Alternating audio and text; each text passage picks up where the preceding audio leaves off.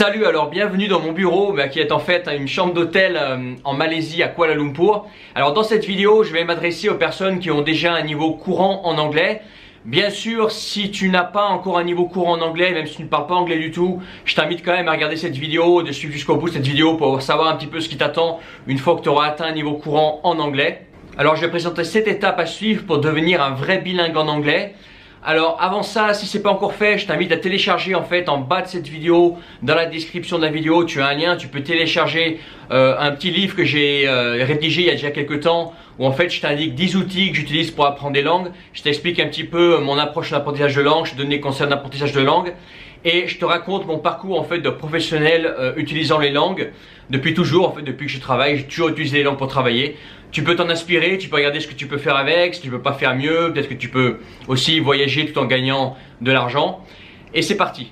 Alors numéro 1 qui va peut-être t'étonner et qui m'étonne aussi parce que peu de gens en parlent, c'est de choisir déjà quel anglais tu veux maîtriser, dans quel anglais tu veux devenir bilingue.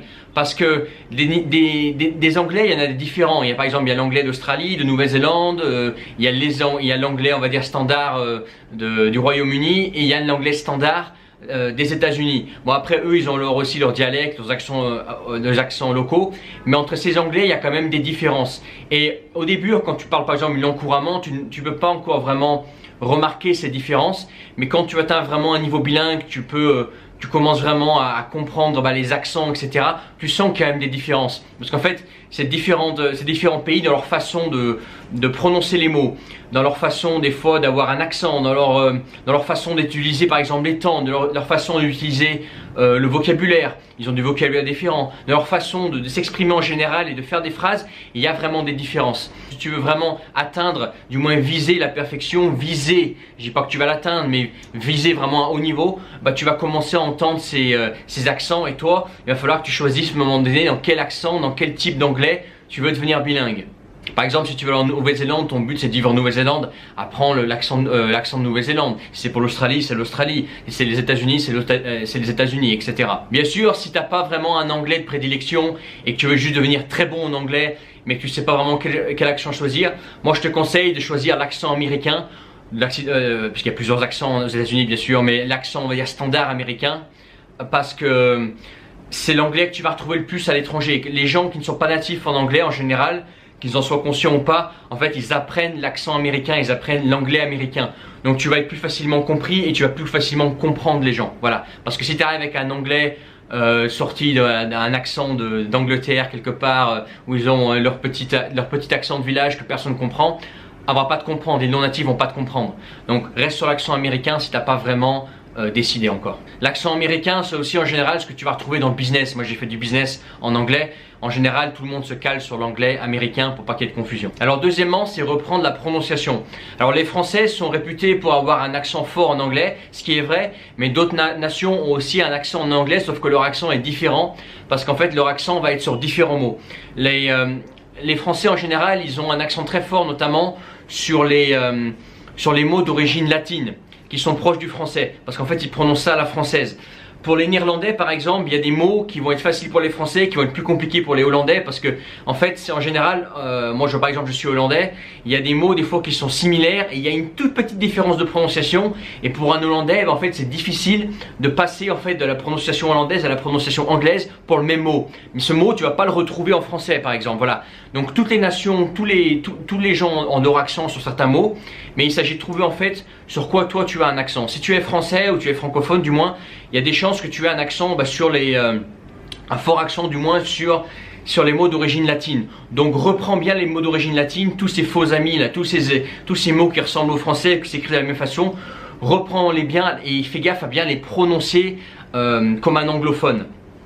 Et pour faire ça, en fait, ce que tu peux faire, tu peux t'enregistrer et en fait t'analyser, voir un petit peu comment tu peux reprendre ta prononciation, te refaire la bouche pour que tu prononces ces mots-là comme un anglophone. Tu peux te faire aider aussi par un natif aussi. Alors attention aux natifs, parce qu'en fonction de quel anglais que tu vas apprendre, les natifs vont pas être d'accord avec eux. Par exemple, un néo-zélandais ne va pas être d'accord avec un américain va pas être d'accord avec un anglais sur la prononciation de certains mots.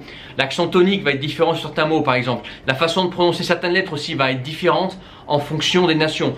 Donc Si tu apprends par exemple l'anglais américain, demande bien aux Américains et à pas d'autres nations de t'aider avec la prononciation parce qu'ils vont pas être d'accord entre eux. Troisièmement, ça consiste à rendre ta vie complètement anglaise. C'est-à-dire que si par exemple aujourd'hui tu travailles en français, arrête de travailler en français, mets-toi à travailler en anglais. Par exemple, si tu es entrepreneur, tu peux décider toi-même dans quelle langue tu travailles. Donc tu fais comme si le français n'existait plus et en fait tu utilises que l'anglais et à chaque fois qu'il te manque des mots, qu'il te manque des expressions ou il te manque de quelque chose pour pouvoir travailler comme il faut, et ben dans le feu d'action en fait tu vas chercher ces mots-là pour que vraiment tu puisses avoir en fait tout le vocabulaire nécessaire pour travailler en anglais. Alors si tu es salarié, peut-être qu'il y a des tâches que tu peux faire toi-même en anglais, que tu n'as pas besoin de partager avec tes collègues par exemple et tu peux dans ce cas-là utiliser la langue que tu veux. Essaie de voir un petit peu quand est-ce que tu peux utiliser l'anglais, mais utilise l'anglais au maximum. Par exemple, si tu regardes la télévision, je ne le conseille pas forcément, mais il y en a qui aiment le faire.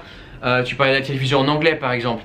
Tu peux, par exemple sur YouTube, tu regardes tout en anglais, tu suis que les YouTubeurs anglais par exemple. Tu ne lis que en anglais. Par exemple, quand tu as quelque chose à lire, un livre à lire par exemple, et ben tu lis directement la version anglaise. Tu arrêtes d'utiliser le français comme si le français n'existait plus, comme si le français ne faisait plus partie de ta vie. Et dès qu'il y a quelque chose que tu ne comprends pas, en fait, dans le feu d'action, tu vas rechercher ces mots-là. Quatrièmement, ne laisse rien passer. S'il y a quelque chose que tu ne comprends pas, par exemple, tu lis quelque chose, tu entends quelque chose en anglais, des phrases, des mots, des expressions, tu travailles en anglais, il y a quelque chose que tu ne comprends pas, même si tu comprends avec le contexte que ça pourrait vouloir dire, mais que tu ne connais pas la définition exacte, ne laisse pas passer, tu regardes tout de suite qu'est-ce que ça veut dire. Parce que sinon tu vas avoir l'impression d'exercer ton anglais, parce qu'avec le contexte tu vas plus ou moins comprendre ce qui se passe, mais tu vas pas rentrer en profondeur. Et là ce qu'on veut devenir, en fait c'est devenir bilingue. Et pour devenir bilingue, il faut que tu comprennes les subtilités.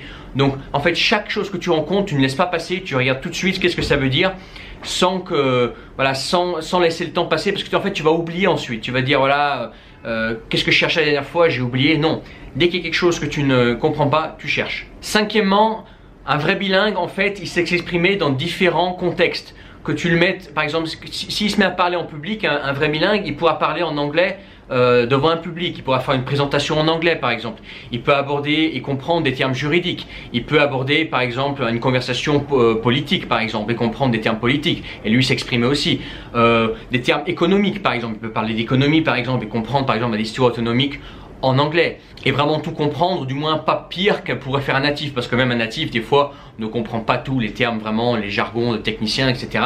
Même un natif ne comprend pas, mais vraiment faire en sorte que tu fasses j'ai envie de dire, tu fasses pas pire qu'un natif, parce que les natifs aussi font des fautes et les natifs ne savent pas tout, mais que tu fasses pas vraiment pire qu'un natif, que tu aies quand même le vocabulaire assez riche pour que tu puisses t'exprimer vraiment dans des contextes vraiment divers et variés, même techniques par exemple, le vocabulaire de la voiture, du train, de l'avion, des habits, voilà, les principaux types de plats, etc., types de poissons, etc. Voilà, que tu puisses quand même avoir un vocabulaire assez riche pour qu'on puisse, tu puisses, même si tu ne connais pas tout, parce que même le natif ne connaît pas tout dans tout ce qui est technique, que si tu abordes un sujet un petit peu spécial, tu puisses quand même t'exprimer et arriver à te faire comprendre là-dedans, tout en ayant une bonne grammaire, une bonne conjugaison et en ayant un vocabulaire minimum qu'il faut avoir qu'un natif aurait. Voilà. Sixièmement, méfie-toi du dictionnaire. Des fois le dictionnaire va donner des définitions mais qui ne sont pas, qui sont justes, les linguistes vont te dire que c'est des définitions qui sont justes forcément,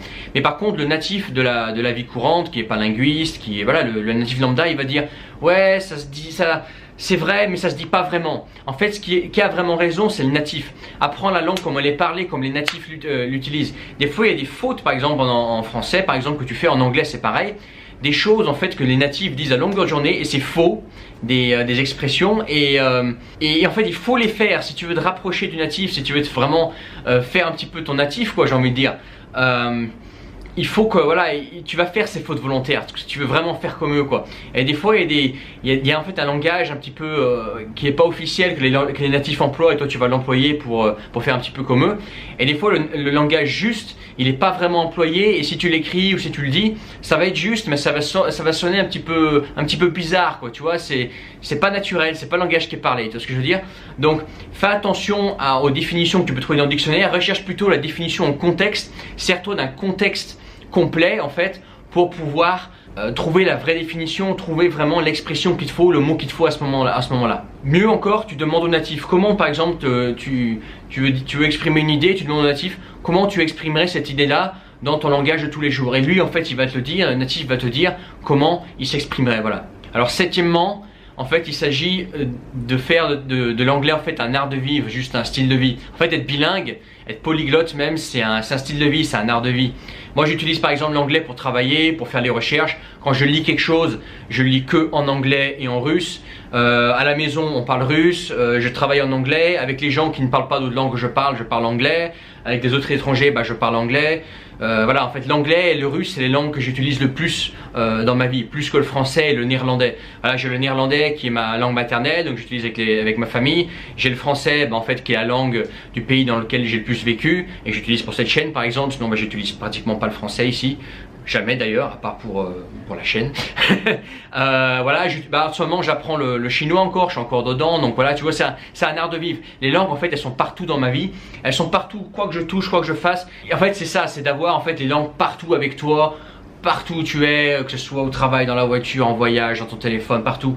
Et en fait, d'utiliser ces langues constamment. C'est un art de vivre en fait. Devenir bilingue, c'est juste un style de vie en fait, au bout d'un moment. C'est à force d'en faire, bah, tu accumules toutes ces petites subtilités. Et tu en apprends toujours. Moi, j'en apprends toujours dans toutes les langues, hein, que ce soit en anglais, en russe, même en français, en néerlandais. J'apprends toujours des subtilités. Et même des subtilités que les natifs connaissent pas. Hein. Moi, des fois, je parle avec des natifs et eux, des fois, connaissent des subtilités que moi, je connais parce que j'ai étudié ce cas de figure précis et des fois bah, les natifs vont m'en apprendre parce que eux voilà ils ont grandi dans un pays comme par exemple les anglophones, ils ont grandi dans un pays anglophone, donc ils connaissent des subtilités que moi j'ai pas forcément connaître, tu vois. Alors peut-être que tu vois, tu as des astuces aussi pour devenir bilingue, peut-être que tu es déjà bilingue anglais et en fait tu regardes cette vidéo bah, en fait par curiosité. Je t'invite en bas de la vidéo en fait dans les commentaires bah, de partager un petit peu ton expérience sur le parcours pour devenir bilingue anglais. Pourquoi tu veux devenir bilingue anglais? Qu'est-ce qui te motive à devenir bilingue anglais? Moi en fait bilingue anglais c'était en fait un but professionnel avant tout. Et puis bah voilà, c'est en fait la langue que j'utilise avec les gens qui ne parlent pas d'autres langues que je parle. C'est la langue obligatoire aujourd'hui qu'il faut maîtriser. Que ça te plaise ou pas, en fait la langue c'est la langue internationale, que ce soit dans le business ou que ce soit dans la vie courante. C'est un prérequis l'anglais en fait, c'est en train de devenir un prérequis et bientôt l'anglais ce sera plus un atout, ce sera obligatoire et l'atout en fait ce sera les langues rares, je t'en parlerai une autre fois. Si tu as aimé cette vidéo, bah, je t'invite déjà à t'abonner à cette chaîne. N'oublie pas de regarder en bas de cette vidéo dans la description, bah, comme je t'ai dit tout à l'heure, en fait un livre gratuit que j'ai pas téléchargé, tu vas télécharger, que j'ai rédigé déjà il y a un petit bout de temps. En fait je te donne 10 outils, enfin je t'indique 10 outils que j'utilise pour apprendre des langues, je t'explique un petit peu mon approche en apprentissage de langue, je te raconte mon parcours professionnel en utilisant les langues, mes voyages en Asie, en Russie, en Europe, tout en travaillant, en utilisant les langues pour travailler. À bientôt pour d'autres vidéos et puis bah bonne chance dans ton parcours vers le bilingue anglais. Ciao.